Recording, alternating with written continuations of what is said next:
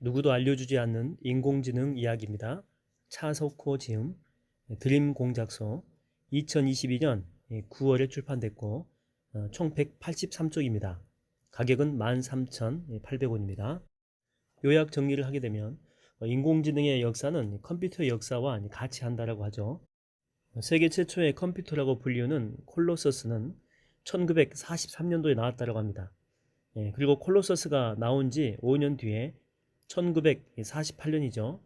이때 영국의 이제 수학자이자 컴퓨터 과학자인 앨런 튜링이 지능을 가진 기계라고 하는 논문을 이제 발표했는데, 이 논문이 이제 인공지능의 시작이다 이렇게 본다라고 합니다.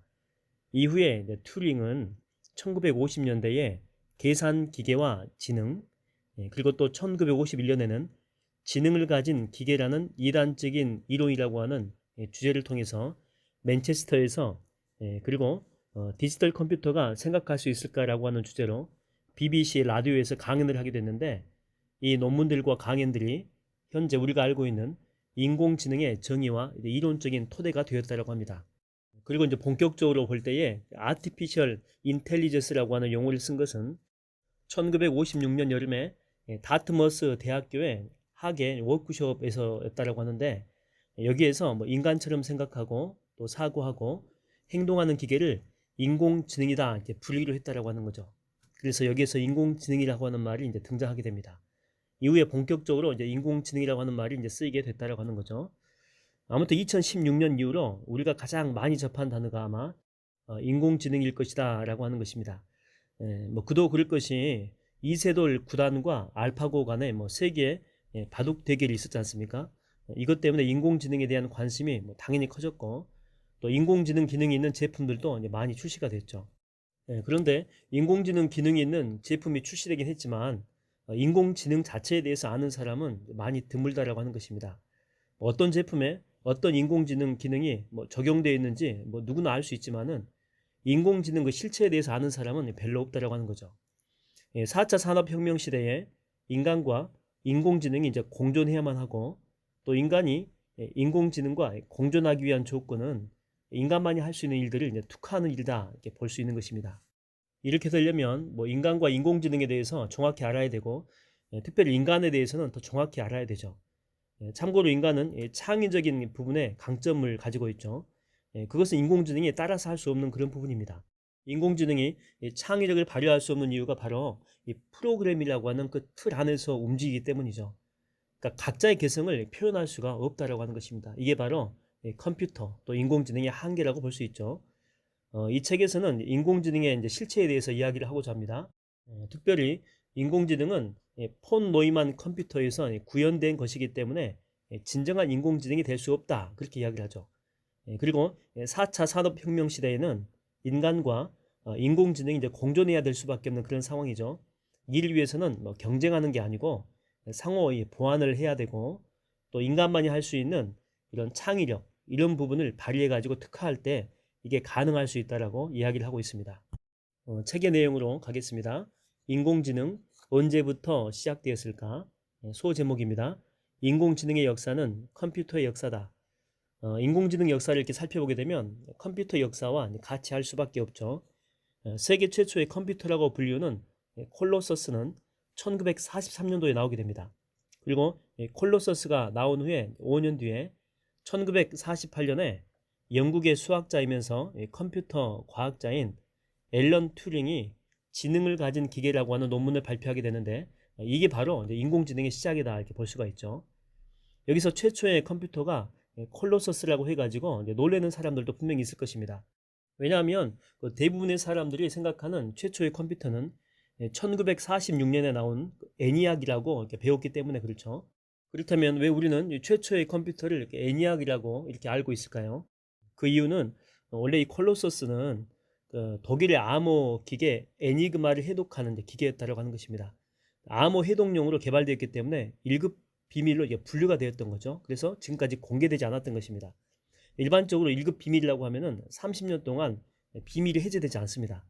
그리고 30년이 지나고 난 다음에 이제 심사를 거쳐 가지고 해제할 것인지 아닌지를 결정해야 되고, 또 해제가 결정되면 이제 해제해서 공개하게 되는데, 바로 이런 이유 때문에 콜로서스가 잘 알려지지 않았기 때문에 그렇습니다.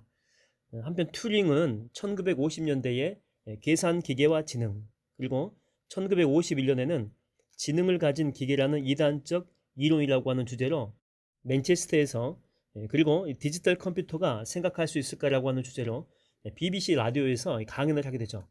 이 논문들과 강연들이 현재 우리가 알고 있는 인공지능의 정의와 이론적인 토대가 되었고, 지금도 인공지능을 연구하는 사람들은 반드시 이 튜링의 이 연구 논문을 반드시 보게 되어 있다고 하는 것입니다. 그리고 본격적으로 Artificial Intelligence, 그러니까 인공지능이라고 하는 말이죠. 이 용어를 쓴 것은 1956년 여름에 다트머스 대학교 학예 워크숍에서 여기에서 쓰였다고 하는 거죠. 여기에서 이제 정의를 한 거죠. 인공지능이 뭔가라고 하는 것을 바로 인간처럼 사고하고 또 생각하고 행동하는 기계를 우리가 인공지능이라고 부르자라고 이제 정했다라고 하는 것입니다. 이후로 이제 본격적으로 인공지능이라고 하는 말이 이제 쓰이게 되었다고 합니다. 참고로 지금까지 컴퓨터 시스템을 설계했던 폰 노이만도 인공지능에 대해서 상당히 많은 관심을 가지고 있었다고 합니다. 그는 1951년에 에드박을 이제 개발을 했는데, 이 컴퓨터가 이제 오늘날 컴퓨터의 모체가 되는 것이죠. 에드박과 지금의 컴퓨터는 구동되는 방식이 동일하다고 합니다. 그래서 오늘날의 컴퓨터를 폰 노이만 컴퓨터라고 이렇게 부른다고 하죠. 폰 노이만은 말년에 인공지능에 관해서 많은 연구를 했지만 결실을 보지 못하고 세상을 떠나게 됩니다. 아무튼 인공지능의 역사를 보게 되면 컴퓨터가 나오고 시간이 많이 흐른 후에 나온 것이 아니고 거의 동시에 인공지능이 나왔다고 하는 것입니다. 물론 그 당시에는 이론적인 부분만 정립됐죠. 그러나 이것이 있었기 때문에 인공지능 발전이 가능했다라고 하는 점에서 의의가 크다라고 볼 수가 있습니다. 현대 컴퓨터와 인공지능 부분입니다. 긴 겨울잠을 잔 인공지능. 1948년 앨런 튜링에 의해서 이제 제시됐고, 그리고 1956년 다트머스 대학교 학예 워크숍에서 인공지능이라고 정의를 했지 않습니까? 근데 이 인공지능이 1990년대까지 중반까지 긴 겨울잠에 들어가게 됩니다. 인공지능이 겨울잠을 자게 된 이유가 뭐냐면 현실과 이론이 이 차이가 너무나도 컸기 때문이죠. 참고로 인공지능을 구현하려면 컴퓨터 하드웨어하고 소프트웨어 성능이 이를 받쳐줘야 됩니다. 근데 인공지능이 이 긴 겨울잠을 잔 시기에는 컴퓨터의 성능이 지금에 비하면 보잘것없었다고 하는 거죠. 단적으로 인간이 컴퓨터하고 계산 대결을 해서 인간이 이긴 적도 있다고 하는 것입니다. 그렇다면 이 시기의 컴퓨터는 어떤 성능을 가지고 있었기 때문에 인공지능을 구현하기가 어려웠을까라고 하는 거죠. 지금이야 컴퓨터 기억장치 SSD죠. 솔리드 스테이트 드라이브 이걸 사용하지만 1970년대까지만 해도 자기 테이프를 사용을 했죠. 이것은 카세트 테이프에 비유할 수가 있습니다. 카세트 테이프는 데이터를 이렇게 순차적으로 찾는 방식이죠. 그러니까 내가 찾고 싶은 노래가 있으면 이걸 카세트 테이프로 찾으려고 한다면 아시는 분도 있겠지만, 지금 시점을 기준으로 뒤쪽에 있으면은 이걸 또 앞으로 막 돌려야 되고, 또 앞에 있게 되면 또 막 뒤로 돌려야 되고, 이런 과정이 시간이 많이 걸린다라고 하는 거죠. 그러니까 인공지능처럼 빅데이터를 기반으로 한다면 이걸 자기 테이프로 이렇게 사용한다면은요, 이거는 큰 문제가 되죠. 테라바이트 정보가 만약에 자기 디스크에 저장되어 있다고 한번 생각해 보게 되면 우리가 원하는 것을 찾을 때에 얼마나 많은 시간이 걸리겠습니까? 네이버 클로버 같은 인공지능 스피커는 자료 찾는 데만 해도 엄청 시간이 많이 걸릴 것이고, 내가 필요한 것들을 아마 찾아주지 못할 수도 있다라고 하는 거죠. 또 한 가지는 인공지능이 이제 긴 겨울잠을 잔 시기에는 또 인터넷도 같이 발달하지 않았다라고 하는 것입니다. 인터넷, 인공지능의 겨울잠을 깨우다. 50년 정도 이제 긴 겨울잠을 잔 거죠, 인공지능이. 그리고 1990년대에 마침내 깨어나게 됩니다.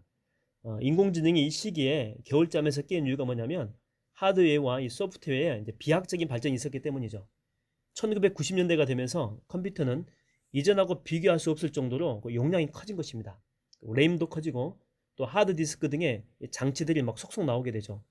게다가 CD-롬도 있고 또 DVD-롬도 있고 이런 대용량의 휴대용 저장 장치가 이제 나오게 되죠. 이때 절정에 달하게 됩니다.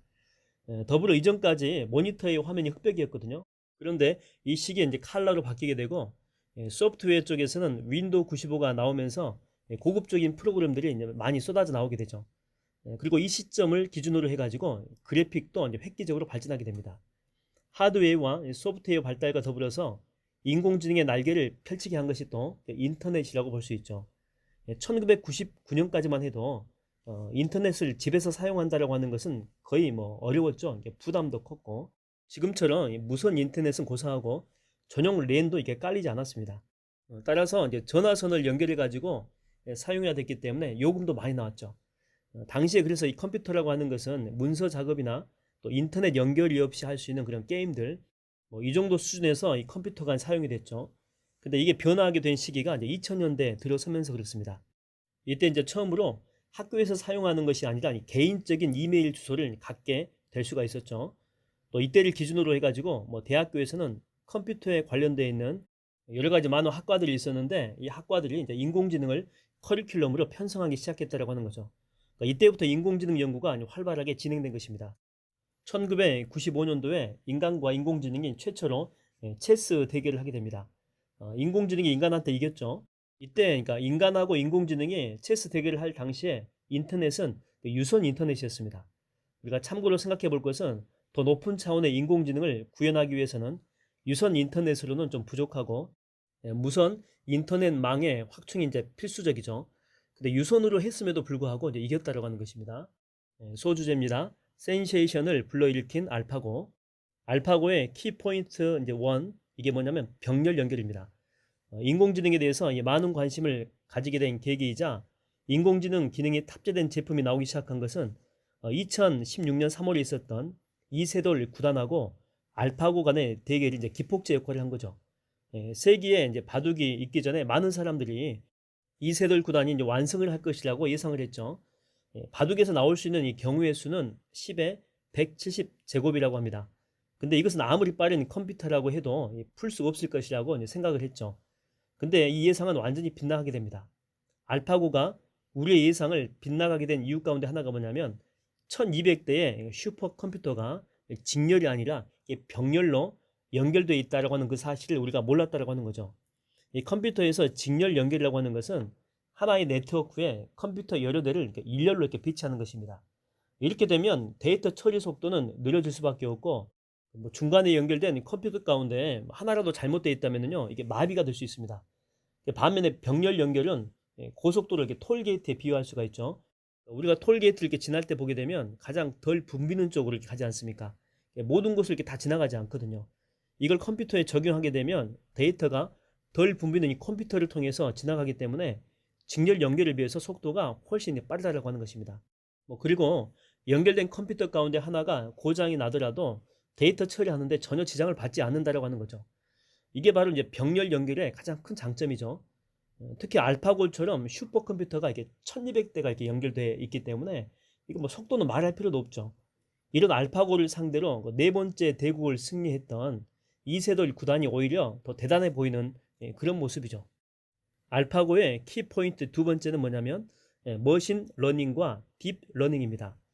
알파고가 이세돌 구단을 이길 수 있었던 가장 큰 이유가 병렬 연결이 첫 번째였고 그것 말고도 머신 러닝하고 딥 러닝에 있었다라고 하는 거죠. 머신 러닝은 기계 학습이라고 하는 그런 말이죠. 그러니까 이 경험적인 데이터를 기반으로 해가지고 또 학습을 합니다. 또 예측을 수행하고 스스로 이렇게 성능을 향상시킨다라고 하는 거죠. 또 이를 위한 시스템과 그 알고리즘을 또 스스로 연구합니다. 그리고 이제 구축하는 기술이라고 볼 수 있죠. 그러니까 이 컴퓨터가 스스로 학습을 하는 것이죠. 알파고도 그동안 인류가 했던 바둑 그 대국의 그 기보를 바탕으로 해가지고 학습을 이제 했던 것으로 보기 때문에 머닝러닝이 적용돼 있었다라고 하는 것입니다. 또 이 딥러닝은 뭐냐면 그 머신 러닝의 한 분야인데 데이터를 컴퓨터가 이제 처리 가능한 형태인 벡터나 이 그래프 등으로 이제 표현을 하고 이를 학습하는 이 모델을 구축하는 그런 연구를 말하죠. 얼굴이나 표정을 인식하는 등의 특정 학습 목표에 대해서 딥러닝은 학습을 위한 더 나은 표현 방법과 효율적인 모델 구축에 초점을 맞추게 됩니다. 쉽게 말하게 되면 더 나은 방법을 찾기 위해서 스스로 학습한다라고 하는 거죠. 알파고를 이렇게 보게 되면 상대가 두는 수에 따라서 이길 수 있는 최선의 방법을 찾는다라고 하는 점에서 딥러닝이 적용되어 있다라고 볼 수 있죠. 딥러닝 기술은 알파고 이후에 나온 그 알파고 제로에 훨씬 더 두드러지게 나타납니다. 알파고는 바둑의 룰을 입력하고 또 기보를 통해서 학습을 했다면 알파고 제로는 오직 바둑 룰만 입력한 거죠. 그리고 다른 기계하고 이 대결을 통해서 학습하는 방식으로 진행했다라고 하는 것입니다. 아무튼 이세돌 구단과 알파고의 대결 이후에 그 머닝러싱과 딥러닝이 적용된 기계가 이제 속속 출현하고 있습니다. 알파고의 키포인트 세 번째는 빅데이터라고 볼 수 있죠.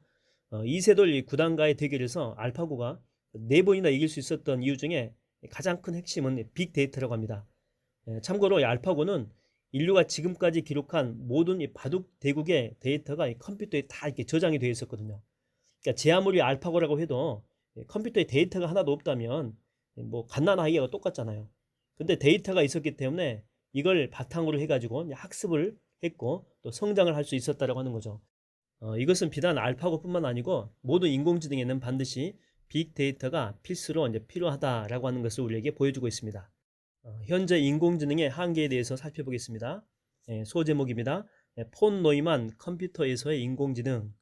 그러니까 폰 노이만 컴퓨터에서 인공지능의 이제 한계를 살펴보겠는데, 우리가 지금 볼 수 있는 인공지능은 폰 노이만 컴퓨터에서 구현된 것이라고 했죠. 그래서 진정한 인공지능이라고 볼 수가 없다고 합니다. 이는 뭐 인공지능 스피커뿐만 아니고 알파고도 마찬가지죠.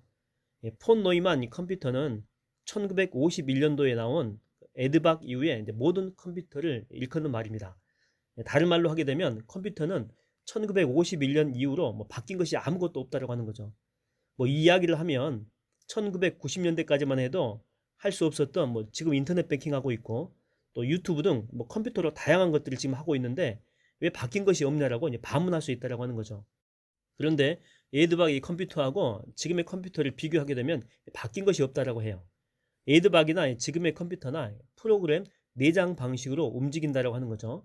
그러니까 프로그램이 컴퓨터에 일단 설치가 돼야 되고 또 순서대로 불러가지고 작업하는 것이 프로그램 내장 방식이라고 하는 건데 이걸 최초로 제안한 사람이 폰 노이만이기 때문에 이런 방식을 사용하는 모든 컴퓨터를 폰 노이만 컴퓨터라고 부르기도 합니다. 뭐 게다가 에드박이나 뭐 지금의 컴퓨터는 보게 되면 뭐 입력 장치 있고 뭐 출력 장치 또 제어 장치 연산 그리고 뭐 기억 장치로 이루어져 있죠.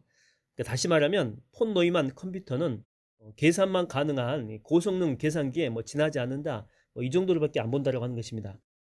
폰 노이만 이 컴퓨터를 이렇게 보게 되면 연산 장치가 있기 때문에 계산을 할 수가 있죠. 여기서 연산이라고 하는 것은 뭐 산술 연산과 논리 연산 이렇게 두 가지로 나눈다고 합니다.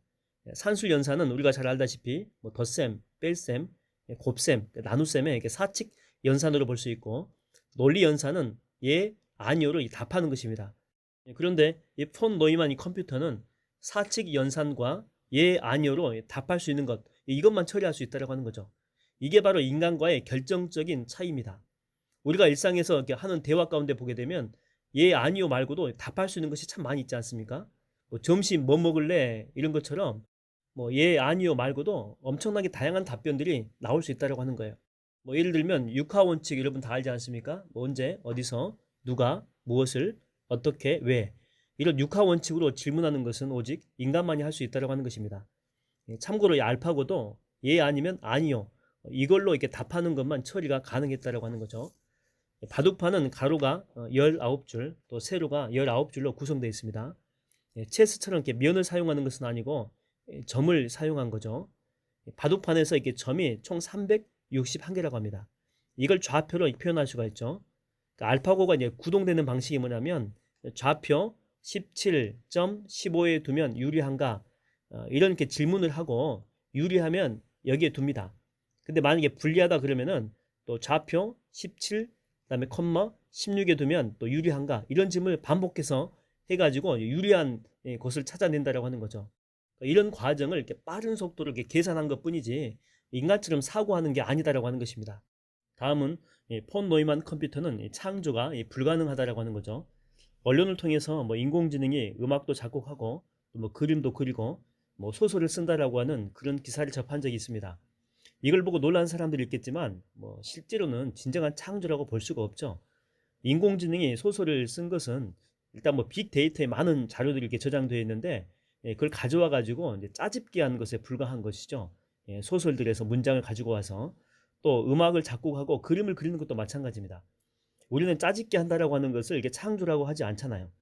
기존의 것을 바탕으로 해가지고 뭐 새로운 어떤 것을 만들 때 우리는 창조라고 하죠. 그리고 인공지능은 아무리 많은 데이터를 가지고 있다라고 할지라도 서로 간의 어떤 이 공통점, 이 공통 분모죠. 이게 없다면 이제 무용지물이 된다고 하는 것입니다. 근데 인간은 서로 다르지만은 이걸 가지고 전혀 새로운 것을 만들어낼 수 있는 게 가능하다라고 하는 것이죠. 예를 들면 2010년하고 셜록 홈즈는 아무런 공통점이 없기 때문에 인공지능은 이 둘 가지고는 아무것도 할 수 없다라고 하는 거죠. 참고로 셜록 홈즈는 아서 코난 도일이 쓴 추리 소설의 주인공이죠. 셜록 홈즈의 배경은 19세기 영국입니다. 하지만 인간은 인공지능하고 다르죠. 21세기에 셜록 홈즈라면 이걸 어떻게 해결했을까? 이 사건을 어떻게 접근했을까라고 이제 생각을 달리할 수 있다라고 하는 거죠. 그러니까 21세기의 홈즈라면 뭐 19세기처럼 우편을 통해서 편지를 주고받는 것이 아니고 뭐 이메일을 사용하고 스마트 기기에 능한 탐정으로 우리가 이렇게 설정을 바꿔낼 수 있다라고 하는 거죠. 또 이렇게 소설 속의 홈즈는 이동수단이 이렇게 마차였다면 또 뭐 증기기관차도 탔죠. 근데 21세기에는 뭐 자동차 운전할 수 있고 또 뭐 비행기로 이동도 하고 나아가서 또 뭐 비행기를 조종할 수 있다라고 이 설정을 바꿔낼 수 있다라고 하는 거죠. 근데 지금의 인공지능, 즉 폰 노이만 컴퓨터에서 인공지능은 이것은 이제 불가능하다라고 하는 것입니다. 현재 인공지능의 한계에서 자유우지 부분을 살펴보겠습니다. 지금 우리가 볼 수 있는 인공지능이 인간하고 가장 큰 차이점을 보이는 것이 바로 이제 자유의지죠. 지금의 인공지능은 새로운 것들을 스스로 만들어내지 못합니다. 또 자신만의 생각을 표현할 수도 없죠.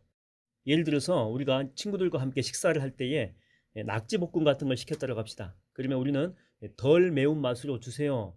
이렇게 달라고 요청을 하거든요. 근데 인공지능은 이런 것들을 하지 못한다라고 하는 거죠. 지난 2016년 이세돌 구단과 대결한 알파고를 보게 되면 이 점이 명확하게 드러나게 됩니다. 알파고는 중국식의 바둑 그 룰인 백도를 잡은 사람에게 7.5집을 이렇게 더 물어주는 방식이거든요. 이게 이제 프로그래밍 되어 있는데 우리나라의 룰은 6.5집입니다. 여기서 알파고에게 룰을 우리나라 방식으로 바꾸자라고 하면 스스로 바꿀 수가 있겠습니까? 바꿀 수가 없겠죠. 아니 알파고가 먼저 우리나라 룰로 바꾸자고 제안할 수 있겠습니까? 이것도 하지 못한다고 하는 거죠. 그 이유는 지금의 인공지능이 스스로 생각하는 능력이 없기 때문에 그렇습니다. 얼마 전에 그 인간하고 대화하는 인공지능 로봇을 본 사람들은 이게 바로 인공지능도 자유의지를 가진 그런 모습이 아니냐라고 생각하는 사람들이 있는데 하지만 인공지능 로봇이 인간과 하는 그 대화도 빅데이터가 있는 것이 아니라면 불가능하다고 하는 거죠. 예를 들면 우리나라의 축구 국가대표팀이 이번에 뭐 시원하게 월드컵 본선을 확정지었는데 그 이유가 무엇일까? 이렇게 질문을 한다면 인공지능은 답을 찾지 못한다고 하는 거죠. 여기에는 여러 가지 이유가 있고 분석이 들어가야 되는 부분이 있는데 이것은 인공지능이 할 수 없는 부분이기 때문에 그렇습니다. 반면에 이렇게 인간은 벤투 감독의 잘 짜인 전술에 대해서 뭐 이야기도 할 수도 있고 또 김민재가 있기 때문에 수비가 안정되어 있다라고 하는 그런 점도 들을 수도 있고 이것은 뭐 데이터를 가져오는 것이 아니고 분석해야 되기 때문에 인간만이 이 기능을 수행할 수가 있다라고 하는 거죠. 이게 바로 인간이 가지고 있는 자유의지다라고 하는 것입니다. 또 현재 인공지능의 한계 가운데 하나가 경험을 할 수가 없다라고 하는 거죠.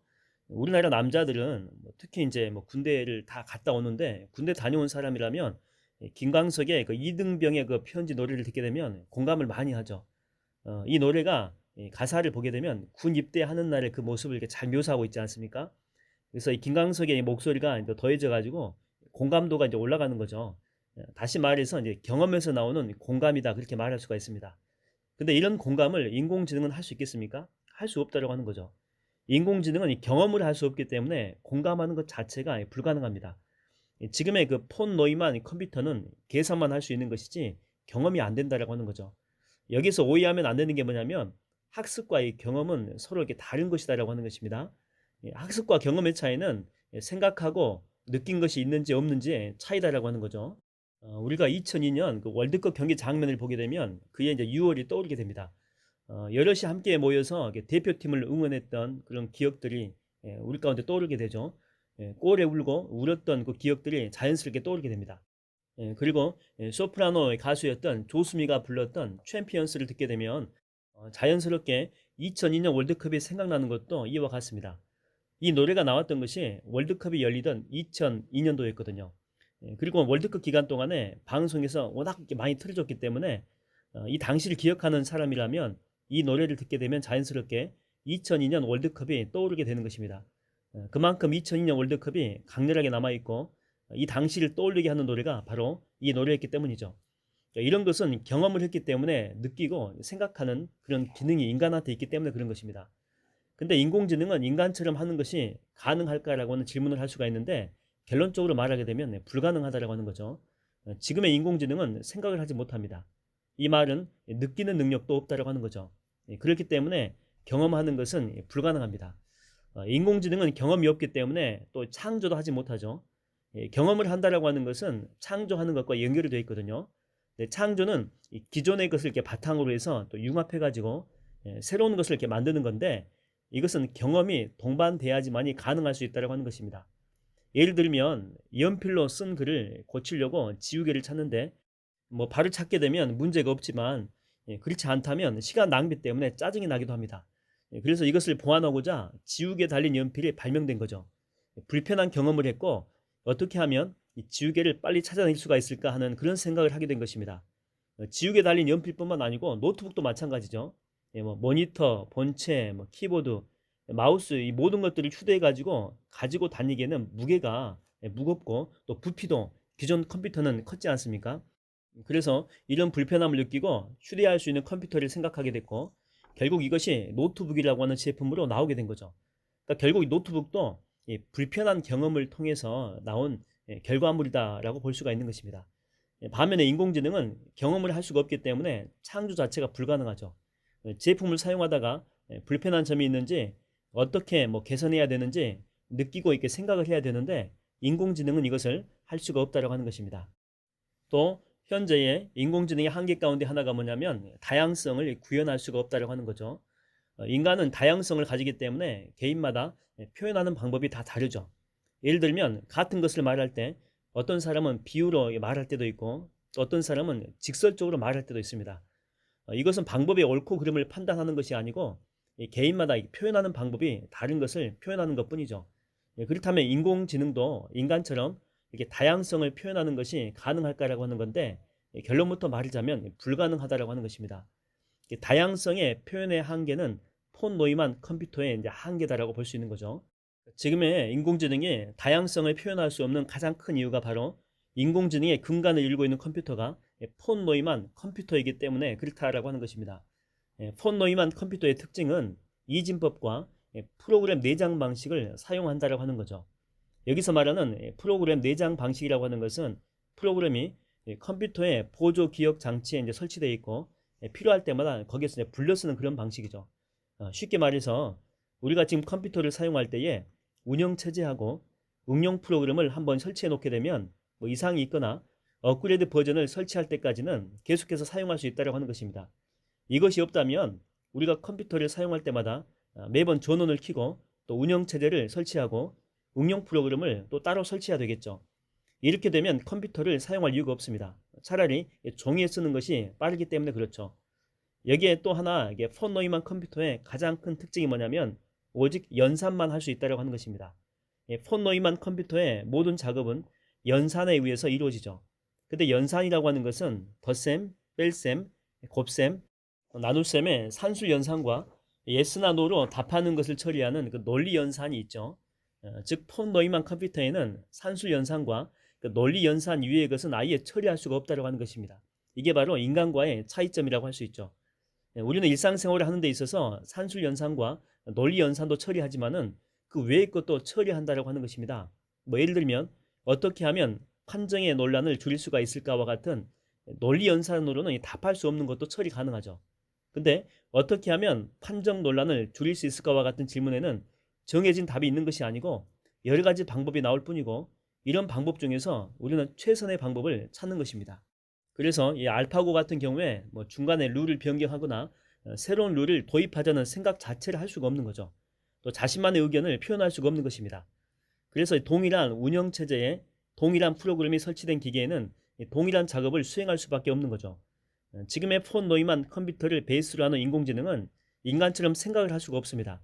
그렇기 때문에 프로그램의 그 틀에서 벗어나지 못하는 것입니다. 우리가 볼 수 있는 인공지능은 폰 노이만의 그 틀에서 벗어나지 못했기 때문에 다양성을 표현할 수 없다는 한계를 가질 수밖에 없다고 하는 거죠. 다음은 인간과 인공지능에 대해서 한번 살펴보겠습니다. 소제목입니다. 인간과 인공지능 공존할 수 있을까? 인간과 인공지능이 공존하기 위한 선결 조건이 있는데 그것은 강점을 그러니까 서로의 강점을 정확히 알아야 된다고 하는 거죠. 러다이트 운동 이후에 인간과 기계가 공존할 때 인간은 인간과 기계의 그 장점을 정확하게 파악했죠. 쉽게 말하면 인간의 강점이 기계의 약점이 되고 기계의 강점이 인간의 약점이다라고 볼 수 있습니다. 기계가 그 생산성 면에서는 인간에 비해서 훨씬 앞서죠. 근데 뭐 스스로 기계를 설계하거나 이 고장이 나게 되면 수리는 할 수가 없죠. 게다가 업그레이드 하는 것도 불가능합니다. 이런 것은 인간만이 가능하기 때문에 인간이 특화시킨 거죠. 이런 것을 보게 된다면 인간과 인공지능의 관계도 마찬가지일 것이다라고 하는 거죠. 지금의 인공지능은 폰 노이만 컴퓨터에 최적화된 인공지능이죠. 다시 말하면 연산에만 최적화되어 있다고 하는 것입니다. 실제 우리가 볼 수 있는 인공지능 제품은 뭐 계산만 하고 빅데이터라고 하는 건데 그 데이터 그 자료를 이렇게 벗어날 수가 없다라고 하는 것입니다. 그러니까 빅데이터에 없는 내용은 인간이 입력하지 않는 한 절대로 알 수가 없다라고 하는 거죠. 게다가 빅데이터라고 할지라도 서로 이게 공통된 요소가 있어야지만이 연결될 수가 있습니다. 블록체인도 바로 이것을 바탕으로 하게 되죠. 그래서 인공지능은 창조를 하지 못하는 것입니다. 물론 짜집기는 가능하죠. 근데 이거는 엄밀하게 말하면 창조가 아니죠. 이것이 지금의 인공지능의 단점이라고 볼 수 있습니다. 반대로 말하면 이것은 인간이 가지고 있는 또 최대의 장점이죠. 이렇게 확실히 인간과 인공지능의 장점을 알았다면 인간의 강점을 특화하는 것이 인간과 인공지능 이 공존의 선결 조건이라고 하는 것입니다. 또 인간과 인공지능이 공존하기 위해서는 인간의 강점을 특화시켜야 된다고 하는 건데 인공지능과 비교할 때에 그 인간의 강점은 창의성과 융합의 능력이죠. 이것은 창조의 바탕이 되는데 인공지능은 감히 할 수 없는 그런 부분입니다. 참고로 핸델의 사제사독과 축구에 관심이 있다면 한 번쯤은 들어봤을 UEFA 챔피언스 리그 오프닝 음악인 리그 데스 챔피언스의 앞부분이 유사하다는 것을 우리가 어렵지 않게 눈치를 챌 수 있죠. 이것은 이 곡을 작곡한 토니 브리튼이 핸델의 사제 사독의 앞부분을 편곡해서 사용했고 뒷부분은 자신이 직접 작곡한 것이죠. 그래서 이거는 기존에 있던 것을 바탕으로 해가지고 새로운 것을 만든 것입니다. 그래서 리그 데스 챔피언스가 짜집게 한 것이 아니라 새로운 곡이다라고 우리가 이야기할 수 있다라고 하는 거죠. 인공지능은 그렇다면 그렇게 할 수 있을까라고 하는 건데 인공지능이 뭐 음악 작곡했다 그런 기사는 봤을 거라고 생각이 됩니다. 하지만 이것은 100% 기존에 가지고 있는 곡들을 짜집게 한 것이지 새롭게 만든 것이 아니다라고 하는 거죠. 그래서 창조라고 할 수 없고 음악을 작곡했다라고도 말할 수가 없다라고 하는 것입니다. 최초의 폰 노이만 컴퓨터인 에이드박이 나왔을 때만 해도 계산 대기를 하게 되면 인간이 컴퓨터를 이겼죠. 하지만 하드웨어와 소프트웨어가 이제 고도로 발전된 지금은 이게 불가능하게 됐습니다. 그렇기 때문에 더 이상 계산 영역은 인간에게는 경쟁력이 없죠. 그래서 이 창의와 융합, 즉 창조하는 능력을 특화시켜야지만이 공존을 할 수가 있다고 하는 것입니다. 결국에 현 시대의 흐름을 볼 때에 인간과 인공지능은 공존을 향해 나아가야 되는 것이 시대적 흐름이죠. 공존을 하기 위해서는 서로 경쟁하는 것보다는 상호 보완을 해야 되는 것입니다. 상호 보완은 서로의 장점을 극대화하는 거죠. 참고로 축구 경기를 하다 보면 가끔 키 큰 선수하고 키 작은 선수를 최전방에 놓기도 합니다. 이것을 빅 앤 스몰 조합이라고 하는데 이것은 서로의 장점을 극대화하는 거죠. 키가 큰 선수들은 대부분이 스피드 면에서는 느릴 수밖에 없죠. 대신에 공중 볼 처리에는 강점이 있습니다. 반대로 키가 작은 선수는 공중 볼에는 약하지만은 스피드는 정말 빠르죠. 이처럼 서로 다른 스타일의 선수들이 최전방에 있게 되면 수비수들이 막는데 애를 먹게 됩니다. 둘 다 키가 크거나 둘 다 키가 작게 되면 오히려 수비는 막기가 쉽죠. 그래서 장점을 살리지 못하기 때문에 공존을 하기가 쉽지 않습니다. 반대로 빅 앤 스몰 조합은 두 선수가 이렇게 위치를 순간순간 바꿔버리면 당연히 수비수들은 혼돈에 빠질 수밖에 없죠. 그만큼 막기가 힘들다라고 하는 것입니다. 이것은 바로 서로의 장점을 극대화했기 때문에 가능하다라고 하는 것입니다. 인간과 인공지능도 마찬가지죠. 인간은 창조적인 면에서 강점을 가지고 있고 인공지능은 계산하는 면에서 강점을 보이고 있죠. 서로의 장점을 극대화하는 것이 공존하는 길이라고 하는 것입니다. 1차 산업혁명 때도 인간하고 기계는 공존의 길을 선택했습니다. 이런 점에서 인간과 인공지능이 공존을 하려면 서로의 장점을 극대화해서 상호 보완을 하면 가능할 수 있다고 하는 것입니다.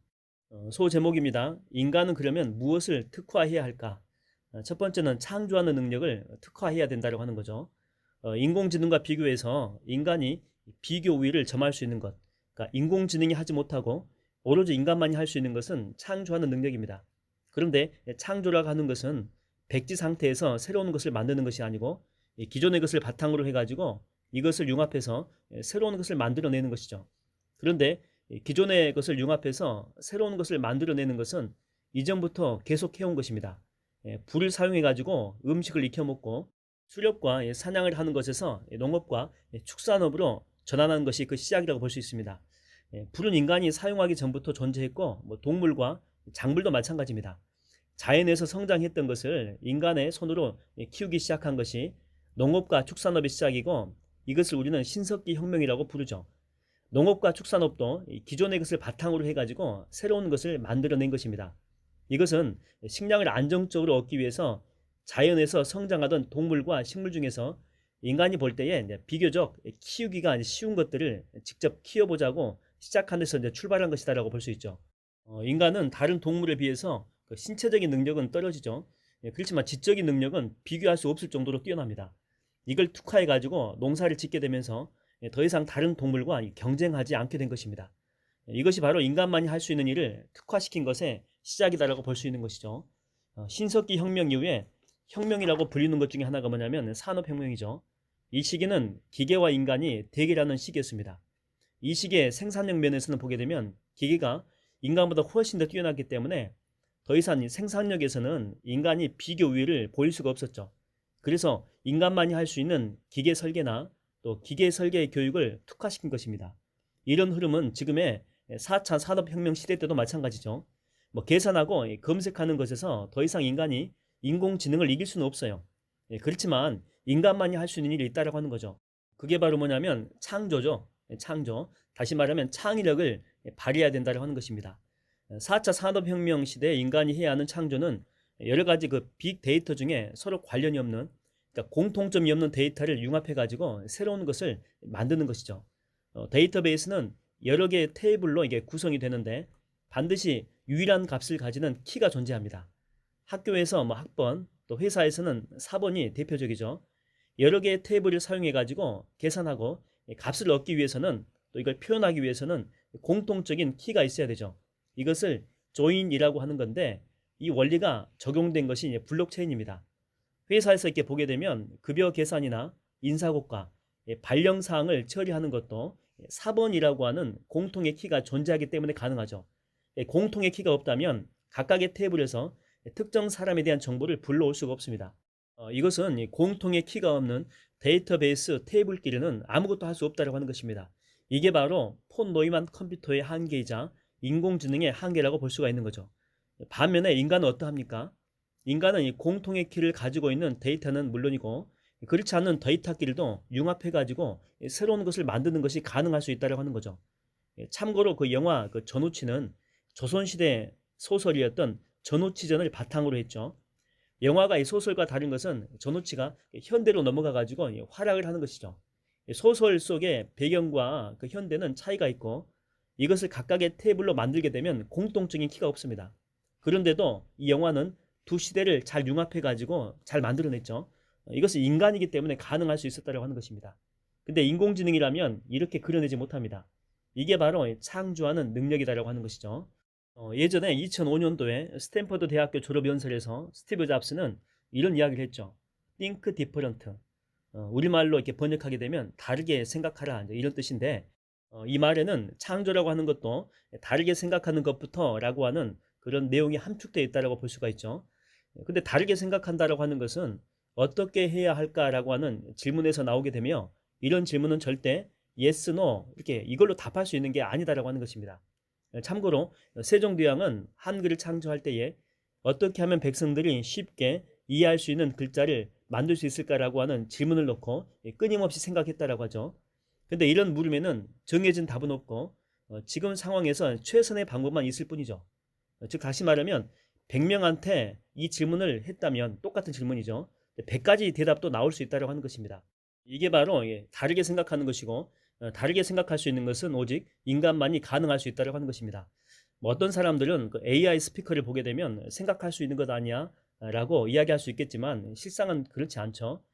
이미 사전에 프로그래밍이 이미 돼 있습니다. 프로그래밍 된 답만 말해줄 뿐이죠. 뭐 예를 들어서 최신 뉴스 찾아줘 대신에 최신 거시기 찾아줘 라고 말하면 그 AI 스피커는 그게 무슨 말인지 못 알아듣습니다. 그래서 하는 말이 뭐냐면 뭐 다시 한번 말해 주십니까? 이 말만 계속 되풀이 한다고 하는 거죠. 반면에 인간은 단번에 알아들을 수도 있고 아니면 뭐 최신 뉴스 찾아달라는 거 맞습니까? 라고 질문도 가능하죠. 이외에도 여러 가지로 답변이 가능합니다. 바로 이것이 인간과 인공지능의 차이점이라고 볼 수가 있습니다. 한 가지 질문에 여러 답변이 가능한 것은 결국 인간이 이렇게 다르게 생각하는 능력이 있기 때문에 그렇죠. 그리고 다르게 생각한다고 하는 것은 기존의 것을 바탕으로 새로운 것을 만들 수 있다고 하는 것입니다. 아울러 개인마다 다른 것을 만들어낼 수 있다는 뜻이기도 하죠. 아무튼 인간의 강점은 창조하는 능력이 있습니다. 이것은 인공지능이 절대 할 수 없는 영역이기 때문에 이걸 잘 특화시킨다면 인공지능과 상호 교류하고 또 공존하는 것도 가능할 수 있다고 하는 것입니다.